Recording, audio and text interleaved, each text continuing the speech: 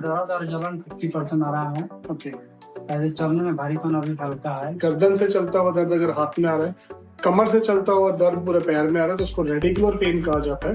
ज्यादातर सब कंडीशंस में डॉक्टर कहते हैं कि बहुत माइल्ड सा है, बहुत माइल्ड सा है, लेकिन पेशेंट्स बहुत ज्यादा तकलीफ में आता है। 20 से 30% मरीजों के अंदर डिस्क प्रोलैप्स सिग्निफिकेंट होती ही नहीं है, फिर भी पेशेंट को इतनी तकलीफ होती है। उसको हम इंडेंटेशन बोलते हैं, कीमोसेंसिटाइजेशन भी बोलते हैं।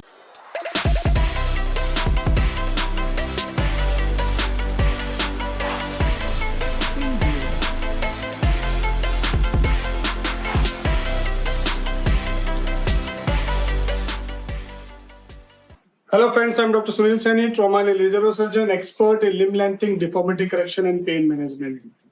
नर्व कंप्रेशन, नर्व इरिटेशन या नर्व इंडेंटेशन एक ऐसी प्रॉब्लम जहां पे पेशेंट को पूरे के पूरे पैर में रेडिकुलर पेन चलता रहेगा, टिंगलिंग रहेगी, नमनेस रहेगी। और ये हमारे सर्वाइकल स्पाइन के अंदर भी हो सकता है। जब हम सर्वाइकल स्पाइन, लंबर स्पाइन की बात करते हैं, मैक्सिमम पेशेंट्स को अगर कोई रेडिकुलर पेन यानी कि गर्दन से चलता हुआ दर्द अगर हाथ में आ रहा है, कमर से चलता हुआ दर्द पूरे पैर में आ रहा है तो उसको रेडिकुलर पेन कहा जाता है।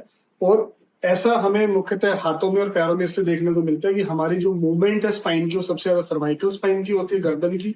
हम सारे दिन काम करते हैं, बैठते हैं, उठते हैं, जो भी जो एक्टिविटी कर रहे हैं, तो हमारी गर्दन की मूवमेंट सबसे ज्यादा होती है। वहां पे हमारी 7 रीढ़ की हड्डियां हैं, सर्वाइकल से 1 till 7 और 2 से लेके 7 के बीच में हमारी डिस्क होती है, उसके साइड से नर्व्स, तो गर्दन से, शोल्डर से हाथों में चली जाती है अलग अलग तरीके से।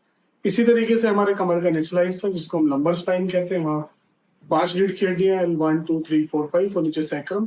हर 2 रीढ़ की हड्डी के बीच में sponge structure that is disc, और साथ में नर्व जो हमारे कमर से ओरिजिनेट होते हुए हमारे बटक में, थाई में से पैर में चली जाती है।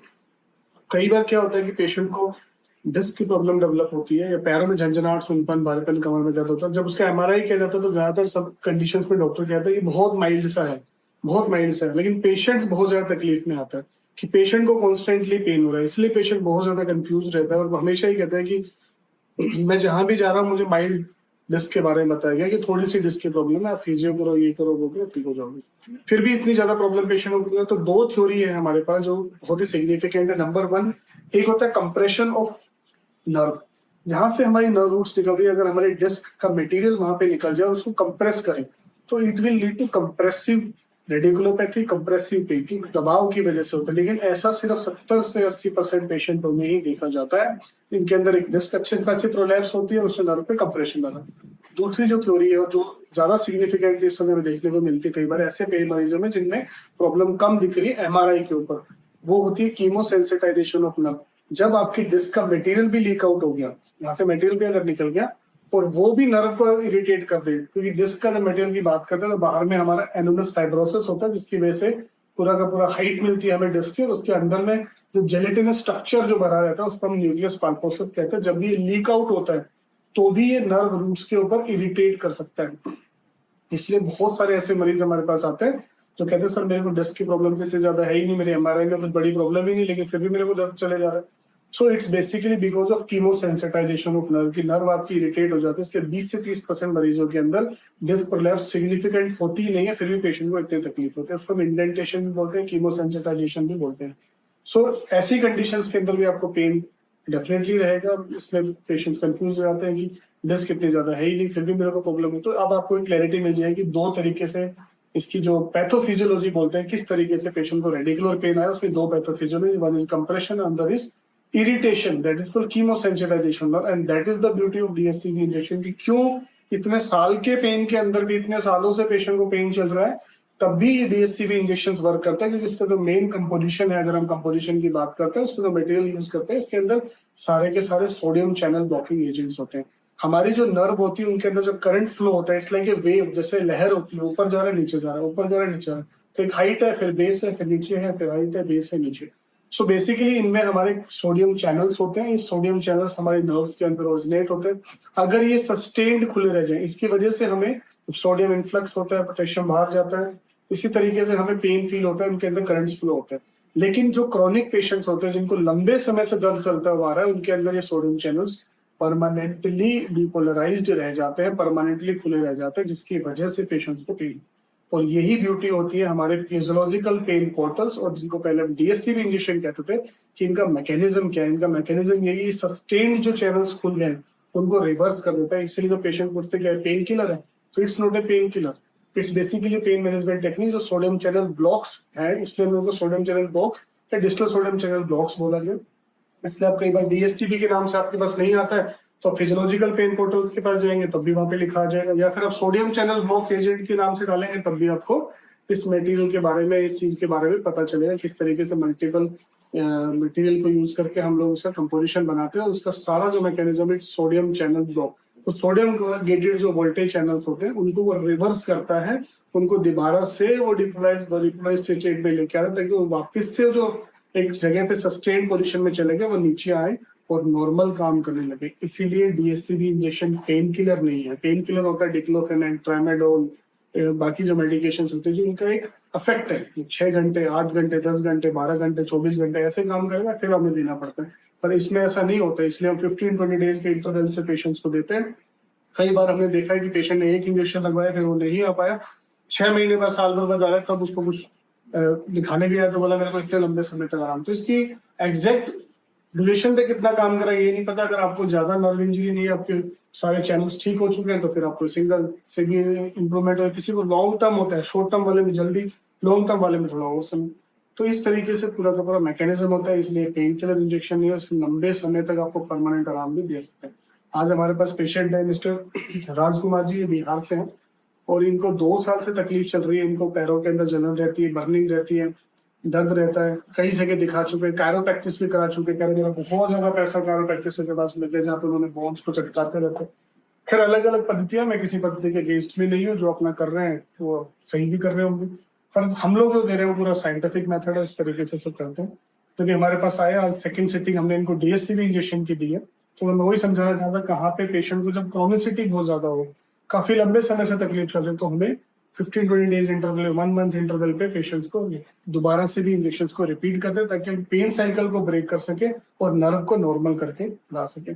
सो अब इनसे जानते हैं कि पहले कंडीशन में क्या था और आज एक इंजेक्शन के बाद इनकी कितनी इम्प्रूवमेंट अभी है। नाम बता दीजिए और क्या क्या तकलीफ है। राजकुमार मजूमदार, हम बिहार से रहने वाले हैं। मैं पहले कमर में दर्द था, कमर से दर्द होते तो धीरे धीरे पैर में आने लगा है और बायां वाला पैर पतला भी होने लगा है और सूनापन और जलन होता है। तो कितने साल से तकलीफ चल रही है? 2 साल से। ठीक है, तो आपने काफी ट्रीटमेंट लिया है, आपको मेडिकल में काम किया है, बहुत जगह दिखाए हैं। 2 साल से आराम कुछ भी नहीं आ रहा है। मतलब आपको 2 साल में कोई आराम ही नहीं था, वैसे का वैसा ही सस्टेन चलता चल रहा था। ठीक है, सो आपने अभी जो हमने सेकंड सिटिंग दी है, इससे पहले फर्स्ट सिटिंग के बाद कितना इम्प्रूवमेंट, आपको क्या क्या इम्प्रूवमेंट है? दर्द और जलन 50% आराम है। ओके, पहले चलने में भारीपन अभी हल्का है। चलने में भारीपन। मैं इस क्वेश्चन का आंसर और आपने कहा वीकनेस में वो पैर पतला है ना, पैर पतला, लेकिन आपका जलन 50% कम हो चुकी है और आपकी दर्द कॉन्फिडेंस आ रहा है कि हाँ ठीक हो जाने की उम्मीद तो लग रही है। मैं इतनी जगह दिखाया, आपने बताया कि मेरा इतना पैसा खर्च हो गया, बहुत जगह दिखाया आपने, अच्छे अच्छे डॉक्टर्स को दिखाया, क्वालिफाइड चीजों पे दिखाया। ऐसी बात नहीं है कि हर एक ने अपना ट्राई किया लेकिन कई बार चीजें नहीं लग रही होती, अलग अलग चीज का अलग अलग मैकेनिज्म। पर अभी आपको 50% इम्प्रूवमेंट है, तो आपको कॉन्फिडेंस आ रहा है। चलो, एक्सरसाइज आप कर पा रहे, जो एक्सरसाइज दे रहा कर पा रहे, ठीक है। और डेली एक्टिविटीज अपनी कुछ बेटर हुई है पहले से? हाँ, पहले से बेटर है।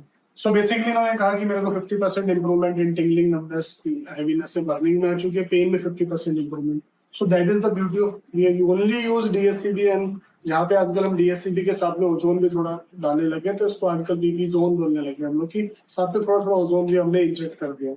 सो 2 years से जो पेशेंट इतनी जगह दिखाने के बावजूद भी कोई रिलीफ इनको नहीं आ रहा है, हमारे डीएससीबी इंजेक्शन फिजियोलॉजिकल पेन पोर्टल के एक इंजेक्शन के बाद में इनको 50% इम्प्रूवमेंट है in burning and pain, and that's an achievement. ये एक अचीवमेंट है अपने आप। आगे में और इम्प्रूवमेंट इनको आती जाएगी, फिजियोथेरेपी करेंगे, exercise, rehabilitation, lifestyle modification, and I am very hopeful कि he will be completely normal. So 2 चीजें इन्होंने बताया कि मेरे को भारीपन है, पैर पतला पड़ गया। जब आपका पैर वीक हो गया, पतला पड़ गया, मसल्स आपके एट्रोफिड होती चली गई, क्योंकि जो नर्व का जो करंट फ्लो था वो खत्म हो चुका था, कम हो चुका था, इसलिए मसल्स उतना काम ही नहीं करी, तो धीरे धीरे ये रिकवर करने लगा था। इसलिए मैं इनको भी समझा और बाकी पेशेंट को वैसे ही बताता हूँ कि it will take 3 to 5 months। इसलिए अब उनका पेन कम हुआ तो हमने इनको जेंटल मसाज दी है, प्रोटीन डाइट पे डाला है, एक्सरसाइज पे डाला है, तो ये मसल्स भी पूरी की पूरी रिकवर कर जाएगी।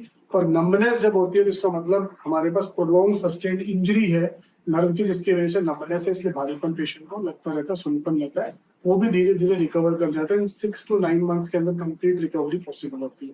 So this is in short about DSCV injection. ये रिव्यू है हमारे पेशेंट को, और मैंने आज DSCV इंजेक्शन का मैकेनिज्म भी आपको दोबारा से बताया, मैं कई बार बता चुका हूँ, और अब तो मल्टीपल चीजों के अंदर हम इसका इस्तेमाल कर रहे हैं. दूसरा मैंने ये भी बताया कि कई बार पेशेंट कंफ्यूज रहते हैं कि किस तरीके से उनको ये बताया गया कि आपको तो बहुत छोटी सी डिस्क और अपनी MRI की रिपोर्ट नहीं पढ़ते, तब भी छोटी सी डिस्क भी प्रॉब्लम इतनी क्रिएट कर रही है. तो आपको समझ में आ जाना चाहिए कि दो तरीके होते हैं, एक कंप्रेशन और दूसरा होता है इरिटेशन. तो कई बार 20 to 30% पेशेंट में it's a chemo irritation of nerve, so वो आपको प्रॉब्लम कर रही है. तो this is in short about mechanism and different thing. So friends, आपको आपके जानने वाला आपके परिवार में किसी को इस प्रकार की समस्या है, सर्वाइकल स्पॉन्डिलोसिस है, टेनिस एल्बो है, फ्रोजन शोल्डर है, कार्पल टनल सिंड्रोम है, मस्कुलोस्केलेटल इश्यूज है, फाइब्रोमाइल्जिया, पूरे शरीर में दर्द ही होता रहता है, कमर में पेन है, लंबर डिस्क प्रॉब्लम्स है, शाटिका प्रॉब्लम्स है, मेनिस्कस इंजरीज है, एसीआर इंजरीज है, रोटेटर कफ इंजरी है, हिप एवीएन है, एंकाइलोजिंग स्पॉन्डिलाइटिस है, रूमेटॉइड अर्थराइटिस है, इन तमाम तरह के शरीर की मस्कुलोस्केलेटल कंडीशंस के लिए, अर्थराइटिस की कंडीशन के लिए आप नीचे दिए गए नंबर पे कांटेक्ट कर सकते हैं. अपनी रिपोर्ट हमारी टीम से शेयर करके फ्री ओपिनियन हमारी टीम से ले सकते हैं. कितने ही गठिया भाव के पेशेंट है जितने समय से दवाइयां लेते हुए भी कॉम्प्लायंसेस नहीं है, ठीक नहीं हुए हैं. With the help of our M regimen and best result from the ozone autoimmunotherapy, सारे के सारे रिकवर कर रहे हैं अच्छी स्टेट में. ऐसे कितने ही तमाम पेशेंट हैं जिन्होंने ऑपरेशन के बाद भी या तो तकलीफ बढ़ गई है या तकलीफ को इम्प्रूवमेंट नहीं आया, जिनको हम आए दिन ऑन एन एवरेज 1 से 2 देख रहे होते हैं, और उसमें भी DSCV अपना कमाल करके जाते हैं. सो फ्रेंड्स, ऐसी किसी भी समस्या के लिए नीचे दिए गए नंबर पर कॉन्टैक्ट कर सकते हैं. अपनी रिपोर्ट हमारी टीम से शेयर करके फ्री ओपिनियन हमारी टीम से ले सकते हैं. आगे आपको ऐसी हेल्थ टिप्स मिलती रहे, इसके लिए चैनल सब्सक्राइब करना ना भूलें. वीडियो को लाइक करें, शेयर करें और चैनल को सब्सक्राइब करें. Thank you so much.